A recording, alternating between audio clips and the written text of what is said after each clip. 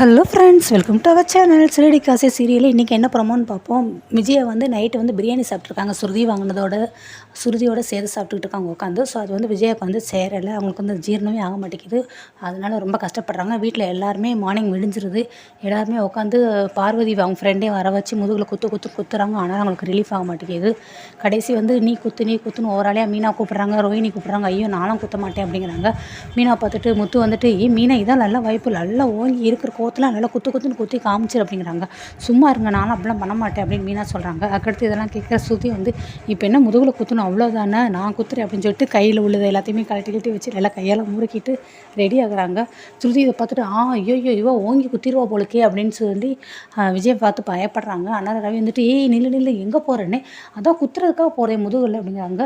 நீ இருக்கிற வரைக்கும் செஞ்சதெல்லாம் போதாதான், நீ பிரியாணி வாங்கி கொடுத்தனால தான் இப்போ அம்மா அதை சாப்பிட்டு தேவையில்லாத பிரச்சனையில் இருக்காங்க. நீ பேசாமல் நீ ஒன்றும் செய்ய வேண்டாம், அவங்களே அதை பார்த்துக்கிடுவாங்க அப்படின்னு ரவி சொல்கிறாரு. இப்போ என்ன ஆன்ட்டிக்கானதுக்கு நான் தான் காரணம்னு சொல்கிறியா, நான் தான் அது பிரச்சனைங்கிறியா அப்படிங்கிறாங்க.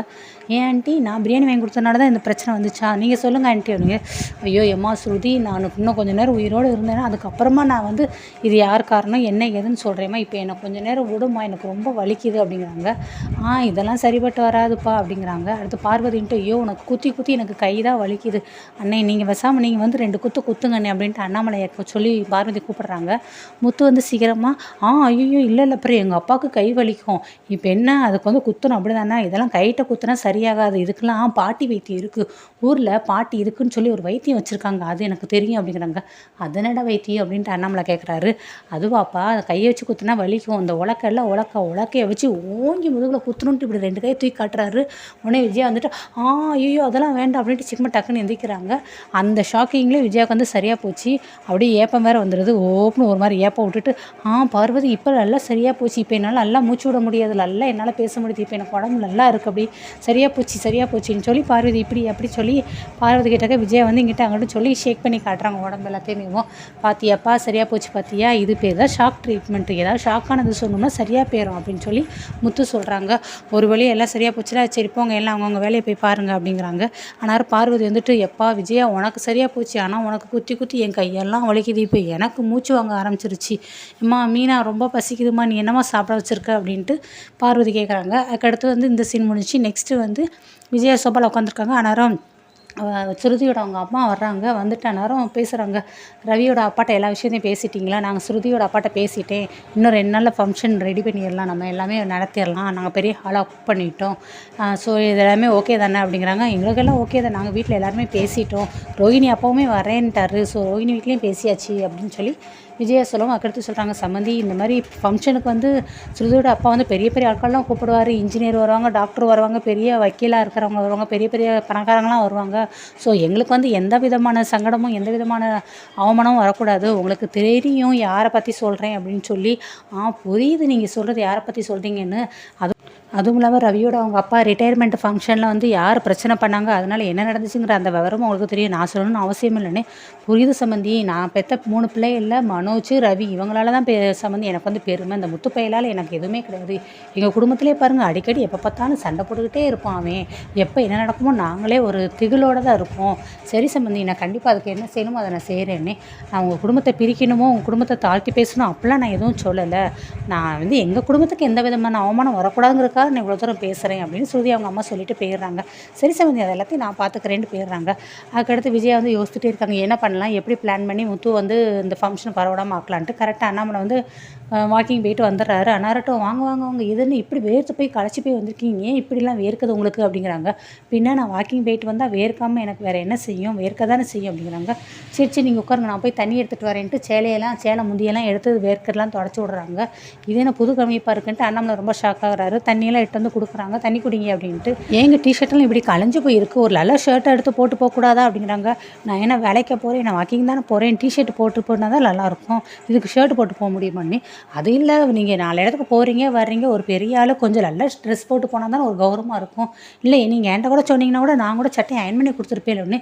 என்னது நீ சட்டை அயன் பண்ணி கொடுப்பியா, இரு நான் வேலைக்கு போகும்போதே நீ எனக்கு எதுவுமே அயன் பண்ணியே கொடுத்தது கிடையாது, இப்போ வாக்கிங் போகிறதுக்குலாம் அயன் பண்ணி கொடுக்குறேங்கிறியே, என்ன விஷயம், நீ என்ன என்கிட்ட எதுக்கு இப்போ சொல்லணும், என்ன இருக்குது அப்படிங்கிறாங்க. ஏதோ நீ சொல்லணும், அதனால தான் இவ்வளோ ஜால்ஜா பண்ணுறேன் என்ன அப்படின்னு சொல்லி அண்ணாமலை சொல்கிறாரு. இல்லையே அப்படி ஒன்றும் சொல்கிறதுக்கு எதுவுமே இல்லையே அப்படிங்கிறாங்க. சரி சொல்கிறதுக்கு எதுவுமே இல்லைல்ல, சரி நான் போய் குளிக்க போகிறேன் அப்படின்ட்டு எந்திரிக்கிறாரா. இல்லை இல்லை இருங்க இருங்க இருக்குது அப்படிங்கிறாங்க. என்ன சொல்லு, அதானே பார்த்தேன் அப்படிங்கிறாங்க. ஸ்ருதிக்கு இந்த மாதிரி 2 நாள் ஃபங்க்ஷனுக்கு அப்புறம் அவங்க அம்மா வந்தாங்க, பெரிய ஹால் புக் பண்ணியிருக்காங்களாம், அது சொன்னாங்க. சரி நல்ல விஷயம் தானே, நல்லா செஞ்சதுப்பா தானே, ஓகே இப்போ என்னன்னு ரோகிணிக்கு இது மாதிரி செய்யணுங்கன்னு.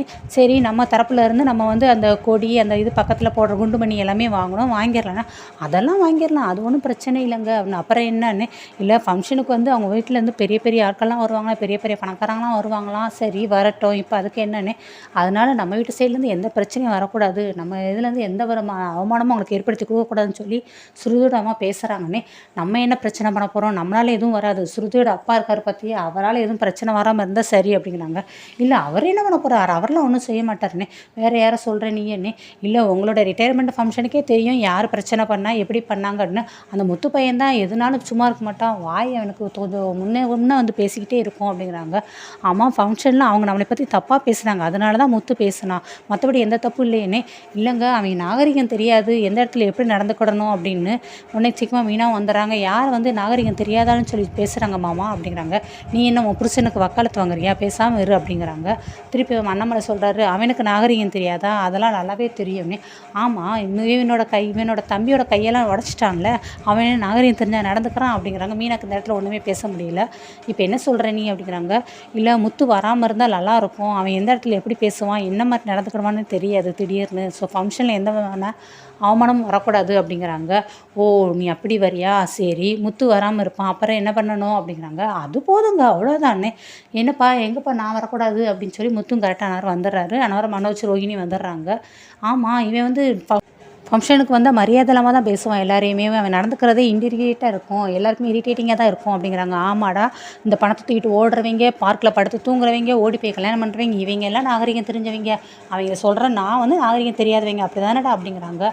இப்போ என்ன உனக்கு முத்து வரக்கூடாது அப்படி தானே, சரி முத்து வரமாட்டான், எப்போ முத்து நீ வந்து ஃபங்க்ஷனுக்கு வராதடா அப்படிங்கிறாங்க. சரிப்பா நீ சொன்னால் சரிப்பா அப்படிங்கிறாங்க. அப்பாடா இப்போ தான் நீங்கள் ஒரு நல்ல முடிவு எடுத்துருக்கீங்க, எனக்கு இந்த பிரச்சனை இவ்வளோ சுமூகமாக முடியும்னு சொல்லி அப்பா நல்ல வேலை அப்படின்னு சொல்லி அங்கே விஜயா வந்து ஓகே அப்படிங்கிறாங்க. என்னம்மாம்மா நீங்கள் இப்படி சொல்கிறீங்க அப்படின்ட்டு மீனாவுக்கும் இருங்க.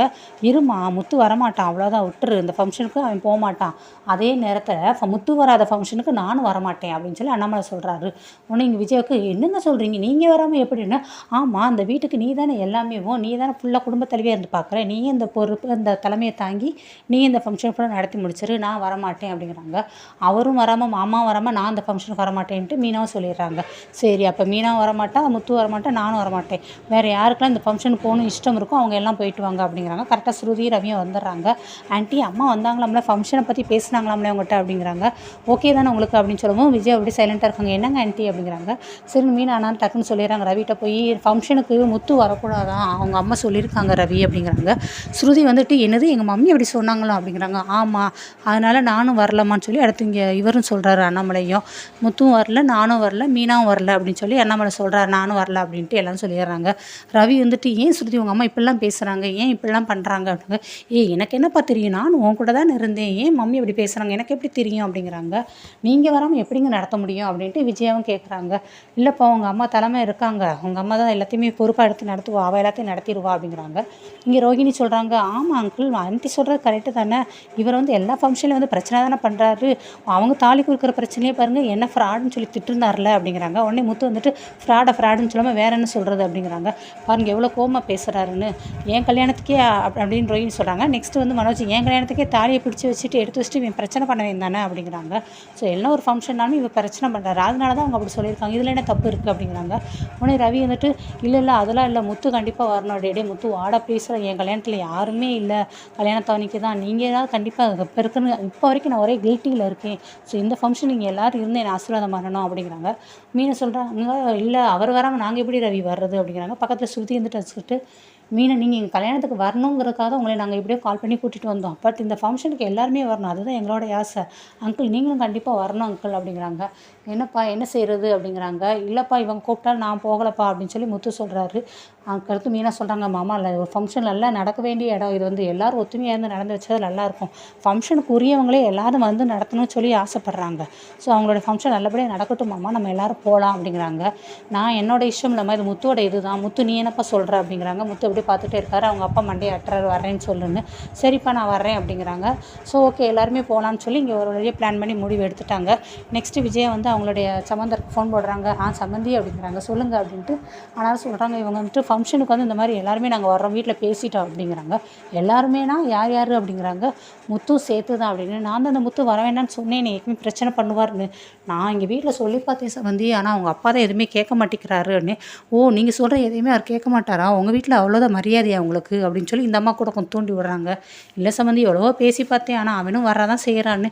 சரி ஓகேன்னு இவங்க ஃபோனை வச்சிடுறாங்க. அதுக்கடுத்து வந்து சுருதியோட அவங்க அப்பா வர்றாங்க. என்ன தனியாக உட்காந்து நீ சிரிச்சுக்கிட்டு இருக்க அப்படிங்கிறாங்க. இல்லை இந்த விஜயா கிட்ட தான் நான் ஃபோன் பேசிகிட்டு இருந்தேன்னு. அவகிட்ட உனக்கு என்ன பேச்சு அப்படிங்கிறாங்க. இல்லை ஃபங்க்ஷனுக்கு இந்த மாதிரி வீட்டிலேருந்து எல்லோரும் வர்றாங்களான்னு, அவங்க ஃபங்க்ஷன் எல்லோரும் வந்து சிறப்பாக நடத்தி வச்சுட்டு போவாங்க, நம்ம போய் உட்காந்து அவங்கள செலவழிச்சிட்டு இருக்கணுமான்னு. இல்லை ஏட்டா நான் சொல்கிறது புரிஞ்சுக்கோங்க. அந்த பிரச்சனை பண்ணக்கூடிய மெயினான ஆள் முத்து. அந்த முத்து வரக்கூடாதுன்னு சொல்லி நான் வீட்டில் வந்தேன். அதை வச்சு இப்போ அவங்க வீட்டுக்குள்ள ஒரு பஞ்சாயத்து ஓடி இப்போ கரெக்டாக முத்து வரதா சொல்லிட்டாங்க.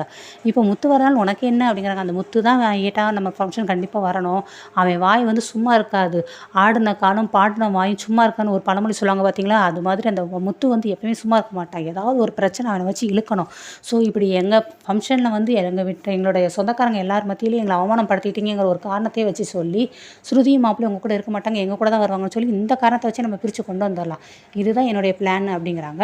உடனே அவங்க அப்பா வந்துட்டு பரவாயில்லையே, ரொம்ப நல்லா தந்திரமாக நீ யோசித்து பண்ணியிருக்கியே, இந்த பிளான் நல்லா சக்ஸஸ்ஃபுல்லாக உனக்கு நடக்க தான் செய்யும் அப்படின்னு சொல்லி அவங்களுடைய இதை வந்து அப்ரிஷியேட் பண்ணிடுறாங்க.